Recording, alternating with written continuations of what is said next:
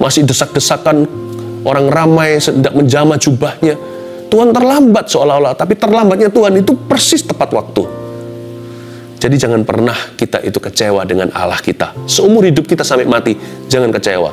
Allah kita itu kekal, waktunya terindah. Kalau Anda belum subscribe di channel ini, segera supaya Anda bisa mengikuti terus rema-rema dari Roh Kudus ya. Hari ini saya mau bicara kepada Anda tentang bagaimana kita percaya, itu judulnya. Buka bersama dengan saya di Ibrani pasal 4 ayat 1-7. Kasih judul yang saya sebut tadi, bagaimana kita percaya. Jadi bukan sekedar percaya saja. Asal percaya nanti salah, salah percaya salah semua. Hati-hati gunakan imanmu, bukan hanya kuping, telinga, mata, dan tangan kaki kita. Seperti lagu sekolah minggu, tetapi hati-hati juga menggunakan iman. Iman jangan sembarangan, iman memang timbul dari pendengaran, tapi kita perlu dimentori oleh Roh Kudus. Bagaimana untuk memakai iman kita, untuk perkara-perkara yang benar, dan bagaimana bisa beriman dengan cara yang berkenan kepada Allah. Bagaimana kita percaya, di Ibrani pasal 4, di Alkitab kita, judulnya adalah hari perhentian yang disediakan Allah. Bicara tentang sabat rohani. Bukan bicara tentang hari tertentu selama seminggu. Tapi bicara tentang keadaan hati. Bagaimana kita percaya pada Tuhan. Ayat pertama. Sebab itu baiklah kita waspada, supaya jangan ada seorang di antara kamu yang dianggap ketinggalan. Sekalipun janji akan masuk ke dalam perhentiannya, masih berlaku. Ayat ini berkata, sebab itu baiklah kita waspada. Waspada di sini bukan hanya berjaga-jaga, tapi harus punya pengetahuan yang benar juga. Jangan salah beriman. Jangan mengimani hal-hal yang salah. Supaya jangan ada seorang di antara kamu yang dianggap ketinggalan. Kata ketinggalan di sini digarisbawahi. Arti kata ketinggalan ini nggak jodoh sama berkat Tuhan. Nggak jodoh sama penyertaan. Dan juga tidak mengalami perkenanan. Rancangan Allah itu jauh dari hidupmu. Itu artinya ketinggalan. Ketinggalan itu seperti apa ya? Ketinggalan itu seperti Marta. Marta ini Tuhan sayang. Tuhan mengasihi mereka bertiga. Marta, Maria, dan Lazarus. Tetapi Marta ini selalu nggak tepat waktu. Bukan berarti dia lelet orangnya, bukan. Tapi dia selalu nggak berbuah tidak pada musimnya. Di waktu dia harusnya berserah, dia malah justru berusaha mati-matian bekerja sampai-sampai suruh Yesus omelin sisternya. Itu Maria, duduk diam di bawah kakimu. Ngapain itu? Aku sibuk di dapur sendiri. Harusnya dia itu duduk juga di bawah kaki Tuhan mendengarkan. Kesempatan seperti itu kapan datang lagi ya kan? Harusnya di musim dia berserah, dia malah berusaha bekerja sendirian. Salah tempat, makanya dia ketinggalan. Yesus berkata, Maria ini memilih apa yang kekal. Tapi kamu sibuk dengan hal-hal yang sementara, perkara-perkara duniawi. Tapi nanti terbalik, pada saat dia harusnya berusaha, dia malah menyerah. Lazarus mati bukan? Waktu Yesus datang, masuk kota, apa yang terjadi? Marta ketemu. Marta malah justru pasrah dan berkata, andai kata engkau ada di sini, saudaraku pasti nggak mati.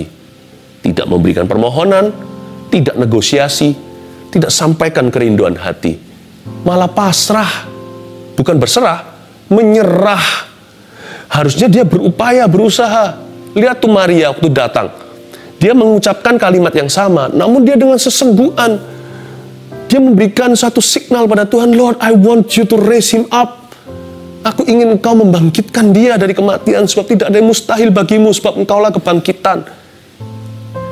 Maria ini yang tepat waktu, berbuah pada musimnya. Di waktu dia berserah, waktu dia harusnya berserah, dia berserah duduk diam di bawah kaki Tuhan, nggak sibuk sendiri di dapur sana. Tapi pada waktu harusnya dia berusaha, dia tidak menyerah. Dia lakukan sesuatu untuk saudaranya. Dia bersyafaat kepada Tuhannya, pada Sang Juru Selamat, Sang Kebangkitan. Bangunkan adikku dari kematiannya. Tidak ada yang mustahil bagimu. Orang yang tidak punya pengetahuan yang benar, pengenalan akan Allah, dia biasanya akan selalu ketinggalan. Nggak jodoh melulu, selalu papasan. Tidak pernah bertemu dengan yang namanya rancangan-rancangan Allah. Saya ulang lagi ayat 1. Sebab itu baiklah kita waspada supaya jangan ada seorang di antara kamu yang dianggap ketinggalan. Sekalipun janji akan masuk ke dalam perhentian yang masih berlaku. Ini sahabat rohani, bukan memelihara hari. Kalau kita di Indonesia, kita itu hari Minggu, hari libur nasionalnya. Setiap minggu kita liburan, istirahat sehari. Tapi kalau di tempat lain mungkin hari Jumat. Di negara lain mungkin hari tertentu. Nggak apa-apa, ikuti aja kebijaksanaan pemerintah. Tidak ada satu hari yang lebih holy, itu nggak ada. Yang penting kita istirahat dari waktu ke waktu. Tapi yang disebut dengan tempat perhentian yang masih berlaku, itu bicara tentang the finished work of Jesus Christ. Ini bukan bicara tentang hari tertentu, atau bulan apa, atau full moon. Jangan percaya gitu-gitu, nggak ada superstisi di dalam firman Allah. Yang ada hanyalah iman bahwa segala sesuatu dikuduskan. Hari perhentian yang dimaksudkan atau tempat perhentian ini bicara tentang the finished work of the cross, atau pekerjaan Yesus yang sudah selesai di kayu salib. Bukankah kalimat-kalimat terakhir Tuhan salah satunya adalah ini, it is finished. Berarti ada berkat-berkat yang tersedia yang sudah tidak perlu Anda upayakan.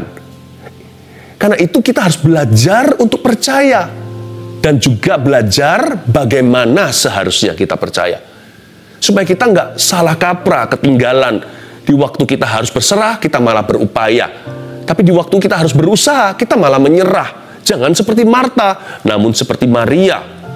Jangan ketinggalan dengan rancangan-rancangan Bapa. Karena itu supaya kita tidak ketinggalan, atau supaya kita tidak papasan dengan firman Tuhan, kita harus belajar hari ini dimentori oleh Roh Kudus. Bagaimana kita percaya, how to believe. Ya, ayat 2, karena kepada kita diberitakan juga kabar kesukaan sama seperti kepada mereka. Sama-sama, terima kabar yang sama, Injilnya sama. Tetapi firman pemberitaan itu nggak berguna bagi mereka. Karena tidak bertumbuh bersama-sama oleh iman dengan mereka yang mendengarnya. Aneh ya, dua orang dengar firman yang sama, Injilnya pun nggak beda tentang Yesus Kristus. Semua itu diambil dari Alkitab, khotbah-khotbah firman Tuhan. Tapi kok bisa yang satu ngalami sesuatu, yang satu tidak bertumbuh? Karena yang lainnya yang tidak bertumbuh itu dikarenakan tidak ada iman. Alkitab mengatakan di sini di ayat 2b, karena tidak bertumbuh bersama-sama oleh iman dengan mereka yang mendengarnya.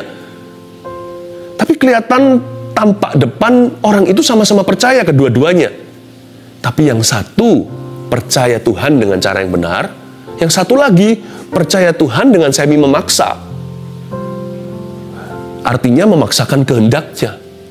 Dia percaya Tuhan itu tidak dengan pengenalan yang benar. Nah, ini yang kita harus hindari. Karena itu hari ini Anda di saat teduh ini dimentori. Ini sharing saya, supaya semua Anda bertumbuh setiap Anda mengalami sesuatu. Sebab kita yang beriman, ayat 3, akan masuk ke tempat perhentian seperti yang Ia katakan.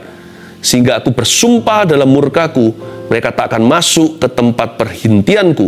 Sekalipun pekerjaannya, N huruf besar di sini yaitu Tuhan, sudah selesai sejak dunia dijadikan. Ayat 3, sekali lagi saya ingatkan, ada berkat-berkat yang tidak perlu kita upayakan, yang sekarang sudah disediakan.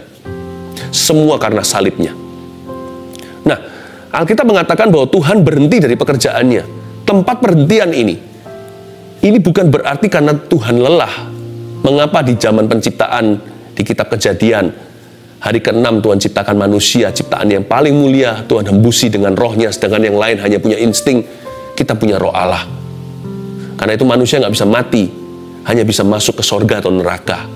Hewan, tanaman, tumbuhan semua mati jadi debu, jadi abu, kembali ke tanah. Manusia hanya tubuhnya yang kembali ke situ, rohnya kembali kepada penciptanya. Pada hari ke-7 Tuhan istirahat, bukan? Bukankah 6 hari Dia ciptakan, hari ke-7 Dia bersabat. Tahu nggak mengapa Tuhan berhenti dari pekerjaannya? Bukan karena Dia lelah. Sebab Allah kita tidak pernah terlelap, tidak pernah tertidur. Penjagaku, Allah yang setia. Tuhan kita itu berhenti dari pekerjaannya di tempat perhentiannya bukan karena Dia letih, tetapi karena pekerjaannya sudah finished, sudah selesai. Tuhan tuh nggak tele-tele kalau kerja. Tuhan tuh nggak pakai lama-lama. Karena itu mujizat selalu instan. Tapi Tuhan juga melatih iman kita supaya kita mengalami sesuatu yang progresif. Kadang-kadang ada berkat yang diberikan tidak secara instantly. Ada yang secara progresif diberikan pelan-pelan sembari iman kita bertumbuh. Pokoknya Tuhan itu selalu tepat waktu, semua indah pada waktunya. Nggak usah memaksa kehendak. Kita percaya aja hari ini adalah hari yang dijadikan Tuhan. Mari kita bersuka di dalamnya. Tapi kalau hari ini belum tiba apa yang kita nantikan, tunggu lagi. Esok hari adalah hari yang baru. Lusa adalah hari ini pada waktu itu. Tetap percaya, tetap teguh. Jangan lepaskan keyakinanmu, besar upah menantinya. Karena itu Tuhan kalau bekerja tidak pernah terlambat. Lazarus dibangkitkan setelah hari keempat. Udah mulai membusuk mungkin. Mungkin dirempah-rempah tidak sampai bau atau gimana. Tidak busuk gimana, tapi bau pasti. Dia berada di dalam sana pengap, di dalam kuburan batu. Tapi Tuhan tetap muncul tuh. Kelihatannya terlambat, Maria Marta sudah nangis-nangis terima Tuhan di Betania. Waktu Tuhan masuk kota, kedua sister ini, dua saudari ini, mereka berbincang dengan Tuhannya, sambut Tuhan dan berkata, Lazarus sudah mati, sudah tiada, dia sudah tidak ada, dia sudah meninggal dunia. Tuhan lambat-lambat di perjalanan, dijamah dengan perempuan yang pendarahan, masih desak-desakan, orang ramai hendak menjamah jubahnya. Tuhan terlambat seolah-olah, tapi terlambatnya Tuhan itu persis tepat waktu. Jadi jangan pernah kita itu kecewa dengan Allah kita. Seumur hidup kita sampai mati, jangan kecewa. Allah kita itu kekal, waktunya terindah. Nah kalau Tuhan berkata dia masuk ke tempat perhentian, itu karena memang pekerjaannya sudah selesai. Dan juga hari ini saya mau deklarasikan ada berkat-berkat tertentu, janji-janji Allah yang akan digenapi, yang tidak perlu upaya dan hasil usahamu. Only believe, you will see my glory. Just believe, percaya saja kau akan melihat kemuliaanku. Jangan seperti Marta ya. Saya tidak berkata tanpa perbuatan loh ya. Iman tanpa perbuatan dalam mati. Harus ada follow up. Harus ada tindak lanjut. Harus ada komitmen, saya mengerti. Ada kesetiaan, ada ketekunan. Tapi jangan seperti Marta. Kalau ada hal-hal tertentu yang memang hanya bisa diterima dengan berserah dan diam diri di hadapan Tuhan, di bawah kakinya. Jangan sibuk sendiri, jangan muter-muter keliling dapurmu. Istilahnya bukan dapur beneran. Nggak usah mencoba menjadikan sesuatu kalau Tuhan suruh kita hanya menanti dengan iman atau menunggu. Nanti ada tempatnya untuk kita itu berusaha atau berupaya. Ada bagiannya untuk bayar harga. Tapi sekarang ini, di saat teduh ini, saya mau bicara kepada Anda, berkat yang Anda bisa terima tanpa upaya, tanpa usaha Anda, tanpa usaha manusia. Only believe. Itu yang disebut tempat perhentian. Mereka nggak bisa masuk ke situ. Mengapa mereka nggak bisa masuk ke sana? Nah sekarang kita lihat alasannya mengapa mereka tidak berhasil, kenapa mereka tidak masuk di dalam rancangan Allah. Di ayat berikutnya, di ayat 4 dikatakan, sebab tentang hari ke-7 pernah dikatakan dalam suatu nas, dan Allah berhenti pada hari ke-7 dari segala pekerjaannya. Sekali lagi bukan karena lelah. Allah kita tidak letih lesu, dia tidak pernah tertidur terlelap, tapi selesai sudah pekerjaannya. Your healing is already paid for. Kesembuhanmu sudah dibeli, sudah dibayar dengan harga mahal. Apalagi keselamatanmu, pengampunan dosa itu ada, dan Tuhan sudah sediakan bagi Anda. Bahkan jawaban-jawaban doa yang Anda tidak bisa usahakan di luar kapasitas manusia, Tuhan sudah menyediakan sebuah mujizat bagi Anda. Percayalah, sekalipun kalau itu progresif, berjalanlah dengan Roh Kudus. Jangan berhenti di sini.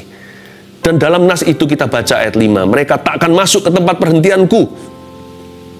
Jadi sudah jelas ayat 6, bahwa ada sejumlah orang yang akan masuk ke tempat perhentian itu, sedangkan mereka yang kepadanya lebih dahulu diberitakan kabar kesukaan itu malah nggak masuk karena ketidaktaatan mereka. Jadi ayat 6 dibagi dua kemah.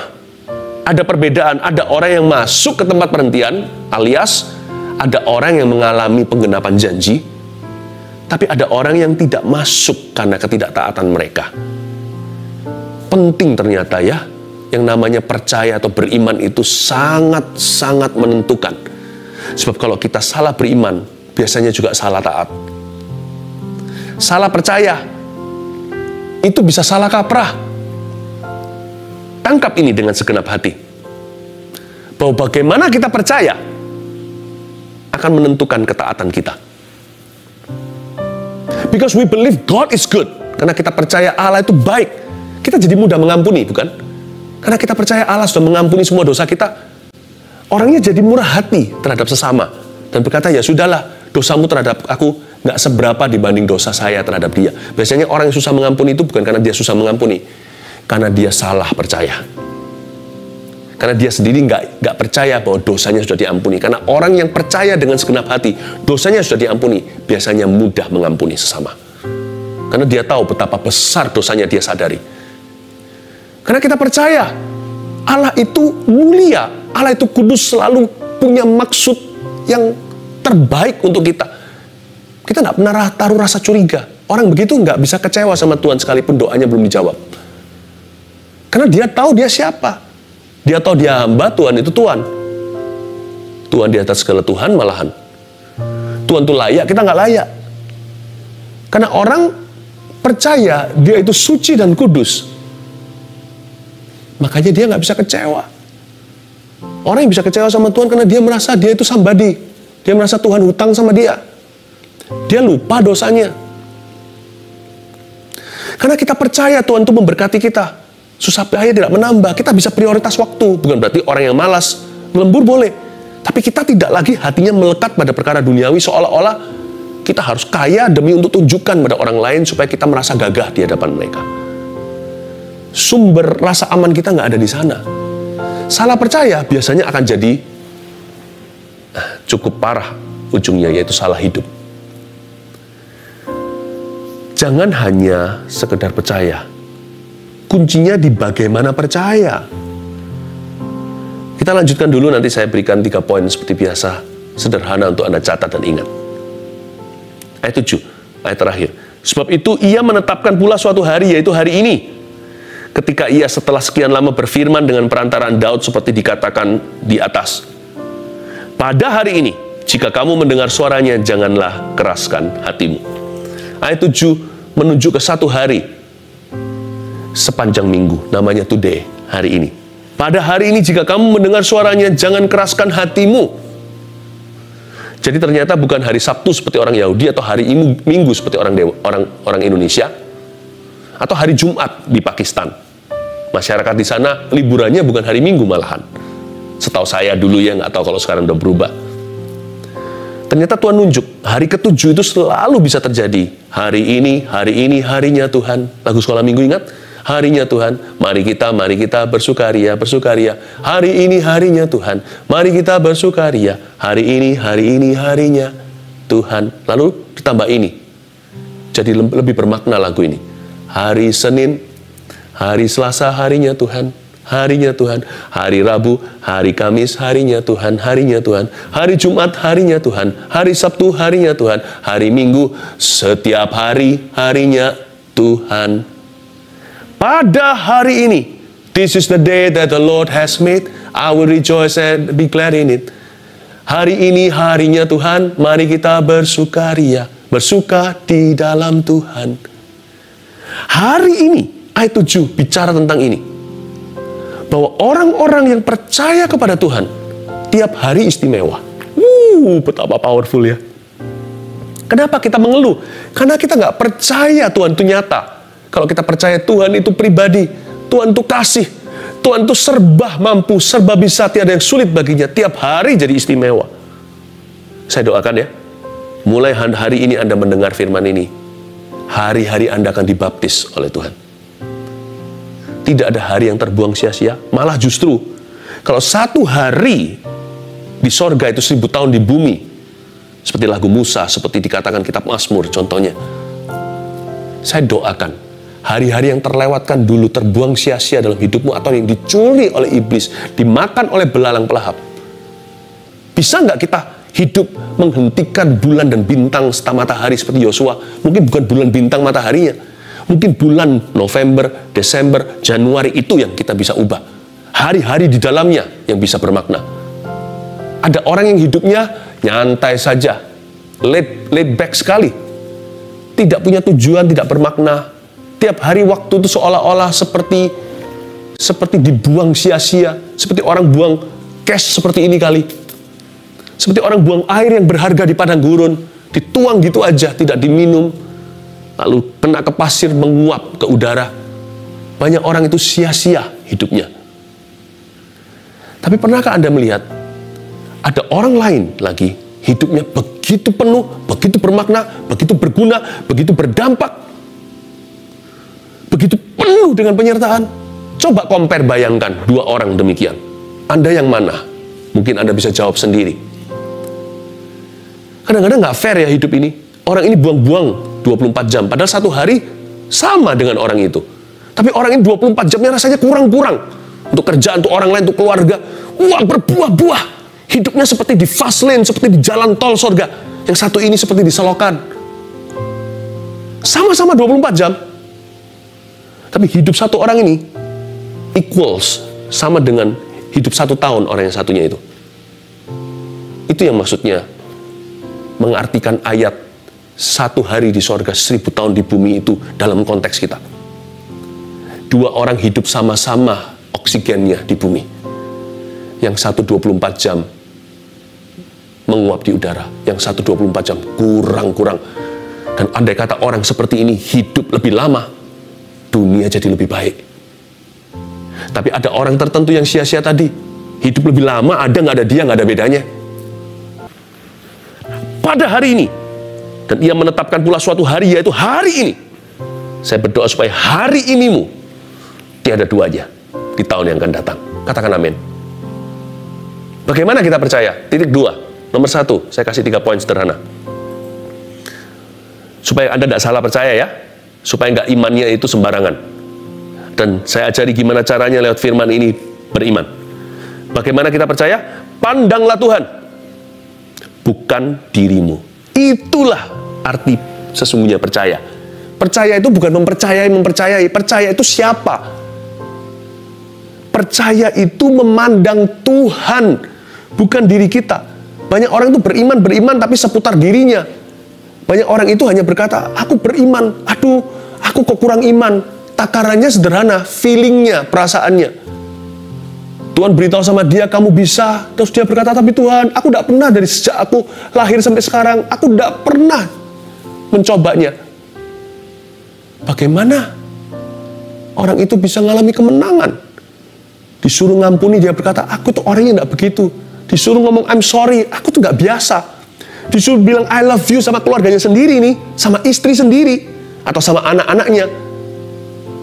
Itu bukan personalitiku. Kalau segala sesuatu yang Tuhan suruh itu selalu harus cocok dengan dirimu, itu bukan iman. Itu Anda. Karena itu kalau kita mau mengalami terobosan, pandanglah Tuhan, bukan keadaan. Apalagi dirimu sendiri. Janganlah kita punya percaya itu berporos pada diri kita. Ingat ya, di padang gurun, bagaimana kesembuhan terjadi pada waktu mereka dipagut ular. Anda masih ingat? Musa membuat ular tembaga, ditaruh di sebuah stik, atau ditaruh di sebuah tongkat, diangkat tinggi-tinggi. Barang siapa melihat ular tembaga itu, langsung tahir, langsung sembuh dari pagutan ular yang mengerikan, sengeri kobra. Jadi mereka kalau mau mengalami mujizat, mereka harus lihat Tuhan. Bukan lihat ularnya, atau bukan lihat gigitannya, atau bukan lihat kondisi tubuhnya. Aku sudah bengkak tangannya, atau kakiku sudah harus diamputasi. Bukan begitu. Percaya itu fokusnya Yesus. Not me and you.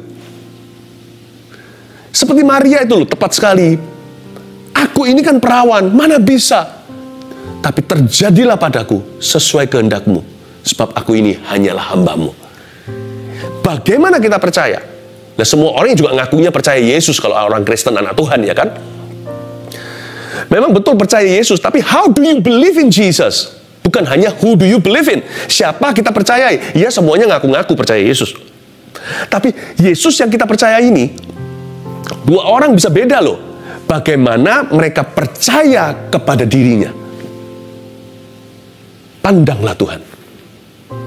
Ingat Petrus di atas perahu? Waktu dia mulai lihat dirinya, aku gak bisa jalan. Seharusnya aku gak boleh jalan di atas air. Lalu dia merasakan badai taufan, dia merasakan angin itu tenggelam. Tapi waktu dia lihat Yesus, as Jesus was, he did. Sebagaimana Yesus adanya, dia berjalan di atas air, mirroring, atau dia berkaca dengan Tuhan, waktu dia lihat Tuhan, dia mengapung dan berjalan. Seolah-olah ada sebuah korelasi yang sangat dekat antara apa yang dia lihat dengan hukum gravitasi atau hukum fisika di kaki. Pandang Tuhan, bukan dirimu. 2, ucapkanlah firman, bukan pikiranmu. Jangan kita itu pengakuannya pengakuan perasaan. Sebab Tuhan tidak pernah berjanji memberkati pikiranmu dan pikiranku. Yang dia janji adalah memberkati firman-Nya. Makanya Yohanes 15 berkata seperti ini, kalau kamu tinggal dalam aku dalam kamu. Kalau firman-Ku tinggal dalam kamu dan kamu dalam firman-Ku, minta apa saja Ku berikan kepadamu. Ucapkanlah firman. It is the word that God blesses, not your thoughts. Tuhan tidak pernah berjanji memberkati pikiran kita. Tuhan berjanji memberkati firman-Nya. Dan kalau kita tinggal dalam firman, berkat firman itu tinggal di dalam kita. Ucapkanlah firman, bukan pikiranmu. Banyak kita kan hanya curhat. Nggak ada yang bagus dari hatimu dan hatiku. Kalau mau curhat itu bukan curhat, mesti harus curahkan firman. Akui firman itu. Yang ketiga, yang terakhir, anggaplah setiap hari adalah harimu. Ini yang disebut GR sama Tuhan itu ya ini. This is the day that the Lord has made. Inilah hari yang dijadikan Tuhan. Aku akan bersuka cita di dalamnya. Ini hariku. Bangun tidur, ku terus mandi. Bahkan sebelum mandi dan sebagainya, bangun tidur, melek mata, kita berkata, this is my day. My miracles await. Mujizatku menunggu. Tuhanku menanti. Saya tiap pagi bangunnya begitu. Bangun tidur di sisi Tuhan Yesus. Saya memutuskan demikian. Sudah sekian puluh tahun saya begitu. Bangun tidur, langsung saya berbahasa roh dulu. Saya ketuk pintu, nggak berani kaki saya menginjak tanah, menginjak bumi sebelum lidah saya mengetuk sorga. Saya download dulu dari Tuhan. Sebab saya tahu hari ini adalah hari saya. Orang dunia bilang ini hari hoki gua. Ini hari keberuntungan. Saya nggak perlu keberuntungan. Kita nggak perlu luck. Inilah hari yang Tuhan tentukan untuk saya. Baik itu kemenangan dan sebagainya. Baik yang saya tahu, yang saya sudah curiga secara indah, ataupun sesuatu yang tidak saya duga, mata saya nggak pernah lihat, telinga belum dengar, belum pernah muncul dalam pikiran, Tuhan sudah sediakan. This is my day. Inilah hari saya. Anggap setiap hari adalah harimu. Bukankah ada pepatah berkata begini? Waktu Tuhan Yesus berkata, don't worry. Biarlah kesusahan sehari hanya untuk sehari saja. Kenapa hanya susahnya? Kenapa nggak bisa kita berkata, pengharapan juga harus setiap hari baru? Why not sih? Kenapa pikiran kita hanya kepada susah? Tuhan ngomong gitu kan supaya kita jangan susah berlama-lama, supaya kita jangan depresi. Biar kesusahan sehari hanya untuk sehari, supaya cari Tuhan lagi. Harusnya kita juga bisa berkata pada diri sendiri. Demikian pula pengharapan harus baru setiap pagi. Tiap hari aku curiga secara indah. This is the day for my miracles. Inilah hari keberuntungan saya. Inilah hari kemenangan saya. Inilah hari Tuhan akan menilik saya. Inilah hari Tuhan akan menolong saya. Inilah hari Tuhan akan mengulurkan tangan dari surga. Inilah hari Tuhan mendengar saya, menjawab doa saya. Minimal inilah hari yang akan Tuhan sertai. Sekalipun tak ada satupun yang saya sebut tadi sudah terjadi atau akan terjadi hari ini. Amin. Bagaimana kita percaya? Jangan hanya percaya pada Yesus. Bagaimana percaya sama Yesus itu lebih penting. Atau sama penting minimal. Bagaimana kita percaya? 1, pandanglah Tuhan, bukan dirimu. 2, ucapkanlah firman, bukan pikiranmu. 3, anggaplah setiap hari adalah harimu. Dan hari ini adalah harinya Anda. Percayalah dengan segenap hati. 1 Petrus 4 ayat 7. Kesudahan segala sesuatu sudah dekat. Karena itu, kuasailah dirimu dan jadilah tenang, supaya kamu dapat berdoa. Saudara yang terkasih, terima kasih telah mendengarkan firman Tuhan hari ini. Jangan lupa untuk dukung terus channel ini dengan cara subscribe, like, share, dan juga komen, agar saudara kita yang lain juga boleh terberkati. Tuhan Yesus memberkati kita.